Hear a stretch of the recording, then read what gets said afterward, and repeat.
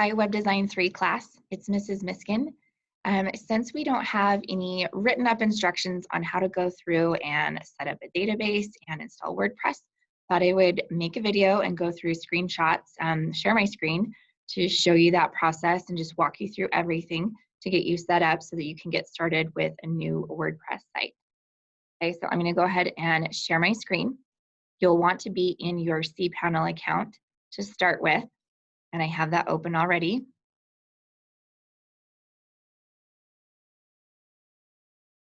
Okay, so first thing that we need to do is set up a new subdomain, and that will create the folder for us.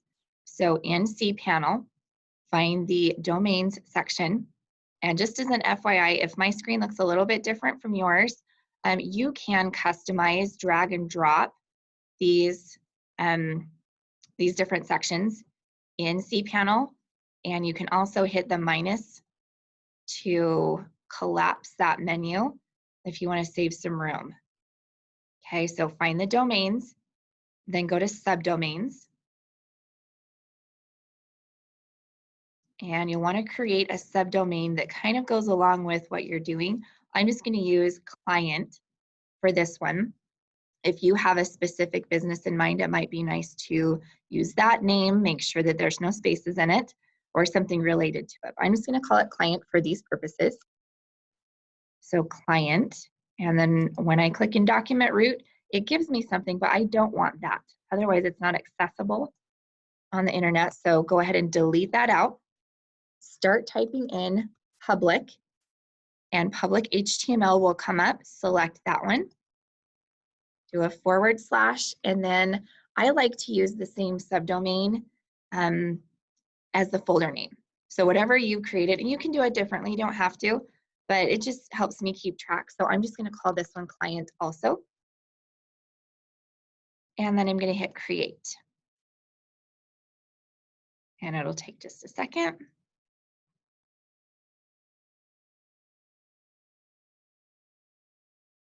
It's creating the subdomain and the folder at the same time. Okay, success, it has been created. That's great. Hit the go back, and you should be able to see that down in your list of subdomains. Next, we're going to set up the database. So go back to your main cPanel screen and scroll down to find databases. You'll want MySQL databases, and we're going to create a new one. Now, I'm going to do that same thing. I'm just going to call it all the same throughout, just so that I can keep track of it. It's a little easier that way. You can do it however you want. Just make sure that you keep each of the names in order. Okay, so I'm just going to call this one client and hit create database and add it, and I can go back. Okay, now I need to create a user for that database. So scroll down in the databases screen till you see MySQL users, and then add a new user. Now this user, I'm also calling it client. Remember, you can call it whatever you like, just keep them separate and keep track of them. It is helpful to record somewhere to copy down what you're using. We will need to use these usernames, names, and passwords when we install WordPress, okay? So here in a minute, I am going to write this in. I'm going to copy it into a Word document. I hope I spell it right. Okay. So for this one, I'm just going to use the password generator. And if you have a password that you want to use instead, that's totally fine. You're not going to be entering this in except one time. So the database password should be separate from your admin password when you log into WordPress. Okay, that one can be something that you remember because you will log into that one frequently. All right, so I'm just going to copy this and say, I have copied it into a safe place, and I'm going to do that right now. So I'm going to switch from sharing in Chrome to Word so that you can follow along with what I'm doing. So I will share now. I just have a blank Word document open, and you can use Google Docs or Notepad or whatever works for you. Okay, so I'm going to type in I'll come back to that one in just a second, but I have that password. Clipboard. Okay, so I've written it down. Okay, now I can go back to Chrome. Okay, so I've got that and I've copied it and I'm going to say use.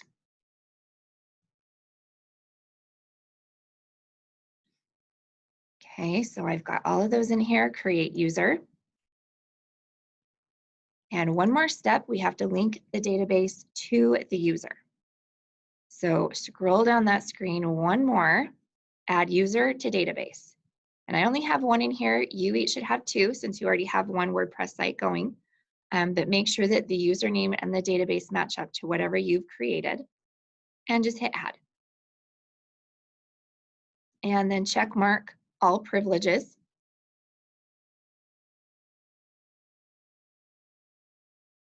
Right here, so that anything you need to do with the database, it will allow you to do.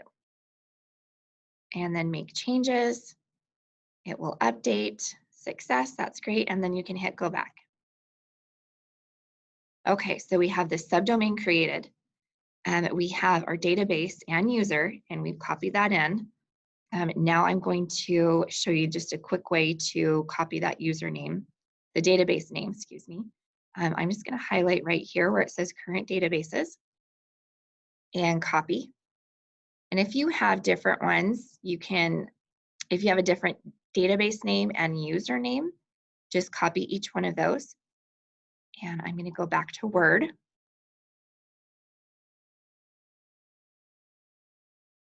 And just copy that in right here. Okay, since I use the same one for both, I just need that one right there. We will use that when we install WordPress. Okay, so I'm just going to keep hold of that. And I'll go back to Chrome now. Okay, so next step then is to go ahead and get the files from WordPress. Now, if you've got OneDrive from your school account, we did download that file earlier, whenever we did this, March. In March when we started for your first one, for your portfolio site. If you don't have access to that, it's not a problem. We can get to it. You'll want to go to wordpress.org. And then when you get there, in the top right corner is a button that says Get WordPress. So let's go ahead and click on that. You'll go to the download page, scroll down, and you'll just download the current version right here. And put it somewhere that you can remember. Okay, and then we're going to go back to File Manager and upload those files. We're going to do the quick way. Remember, this is a zip file. So in cPanel, go back to your main screen. Go to File Manager. Double-click Public HTML. And there's that client folder that I just created. So I'm going to double-click it. There's nothing else in here besides this default folder that comes up, so don't worry about that. I'm going to hit Upload. And then select and just navigate to where I saved the WordPress file. If you need to pause it while it uploads, that's totally fine. Okay, once it's at 100%, go back to, go back to this main screen. Okay, so we can see that zip folder in there. Now that doesn't do us any good. We have to unzip it. Now, rather than unzipping it on our computer and uploading all of those files, there's probably thousands of files in this zip folder, and it would take a long time to upload them one at a time. So we upload the zip folder and then unzip it in File Manager because it takes just a second. All right, much easier, much more reliable. So I'm going to click on this. And then in the File Manager menu up here, there is an option that says Extract. So let's hit Extract. And it will automatically come up with this same folder. That's great. Hit Extract Files. And it takes just a couple of seconds. You can see this list is super, super, super long.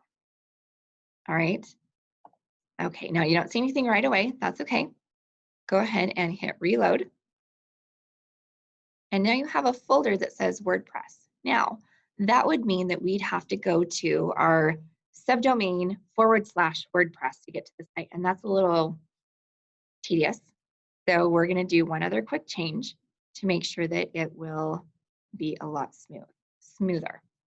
But first, let's go ahead and just delete this zip file. We don't need it anymore. And I'm just going to go ahead and permanently delete it. Okay, double click WordPress. And now you see all of those files in the folder setup. I'm going to hit select all. And then up in the file manager menu, just hit move. Okay, now this comes up with a folder that it currently exists in. So I'm just going to delete WordPress so that it only shows client. And then I'm going to move the files, and just like that, they're all in the right folder. So if I hit up one level, now they're all in the client folder, which you can see over here. This is where I want them to be. Okay, so I don't need this WordPress folder anymore. I can go ahead and delete that. We just like to keep our file manager clean. Okay, last step, we're going to install WordPress. So open up a new tab, and you're going to go to your subdomain, one that we just created. Okay, so mine was client, and then .my primary. Okay, now we're going to go through the WordPress installation process. So start with English, unless you'd like to have it in a different language. Continue. Okay, here's our message that says we need that database name, username, password, host, and table prefix. We'll just use what they already have in there. We don't change those. Okay, so hit let's go. All right, database name, username, password. Get that from your document wherever you have just pasted that to. So I'm going to go ahead and grab that really quick and paste that in here. And paste in that password. Okay, database host, leave that at localhost. That is set up by your host, whichever one it is. Sometimes it's different, but most of the time it's localhost. And then table prefix, leave that the same. That has to do with how it creates the tables, the database tables in your MySQL. So just leave it at WP_. And then hit submit. Very quick. Okay, run the installation.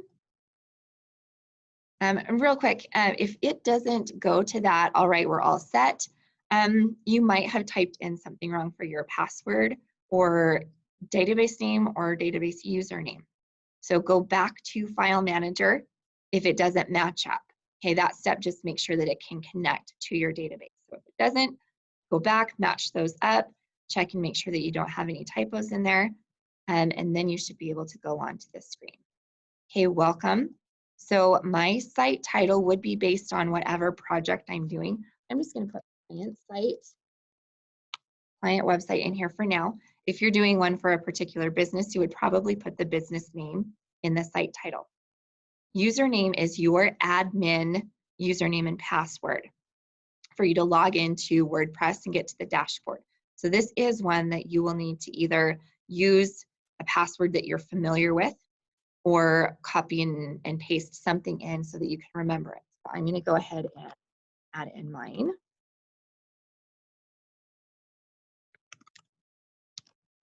Okay, and then for email address, make sure you use an email that is not your school account. That way you will get notifications from this site, like your formidable forms and notification that this has been set up and things like that. You'll want that, and you won't be able to receive them at your school email. So make sure that you use something outside of school email. And I just told you not to, but I'm going to because I do have access. I can do that. Okay, so just put in that username, your email address, and then hit install WordPress. And give it just a second. It won't take very long. Okay, success. WordPress has been installed. Username and password. I'm going to go ahead and hit login, and it goes to my login screen.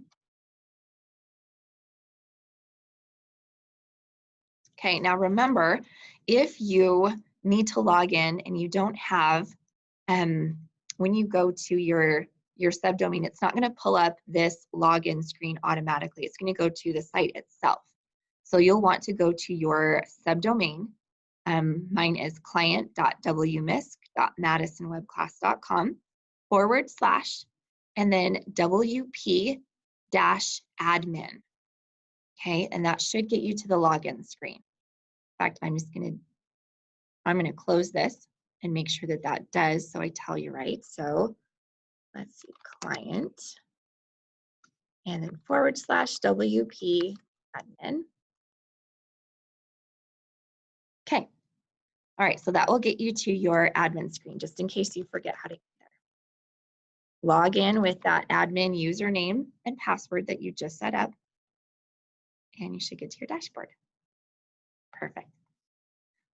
Okay. So first few things to set up, install any plugins that you need. I went over that in the email. I would highly recommend King Composer so that you can organize the pages however you would like. Formidable Forms, I will ask you to do a contact form on this one also. It's pretty much standard for any business website out there to have some kind of a form that customers can contact them through. Okay, so those two I would highly recommend you just set them up right now. That will be done in plugins and then add new.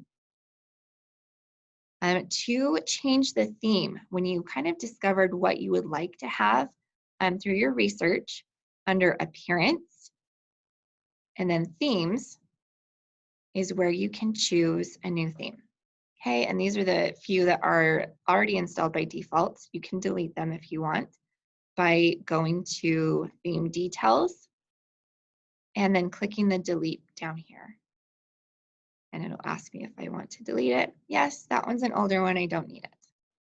It's always good to clean things up. WordPress tends to get bogged down. It might run a little bit slower if it has a lot of extra themes or plugins that you're not using. Okay, so now I just have the default theme 2020. And if I want to add a new one, I will just click this add new at the top.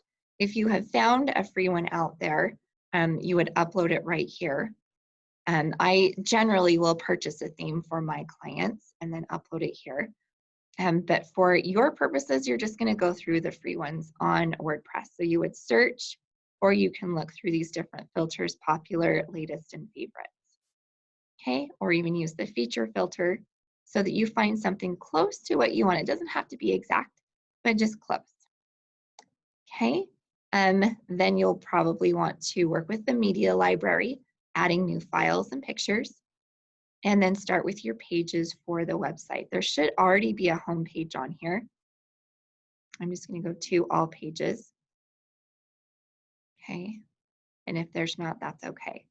WordPress was originally created as a blog platform.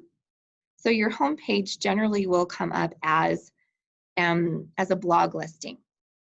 And I'll just go over where to change that if you want to go to settings.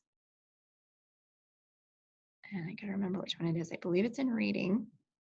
Okay, in reading, general, and then reading. Your home page displays your latest posts. That's what it's set to just by default. If I want it to go to a specific page after I've uploaded a theme, I would click here, a static page, and then choose. Okay, and then scroll down and hit Save Changes. Okay, and then depending on what that page looks like, that's what's going to come up on your URL. Okay, hopefully that gets you started enough so that you can be building. If you have any questions, please let me know. I am happy to help. And I'm excited for this project to go through for you. Thanks.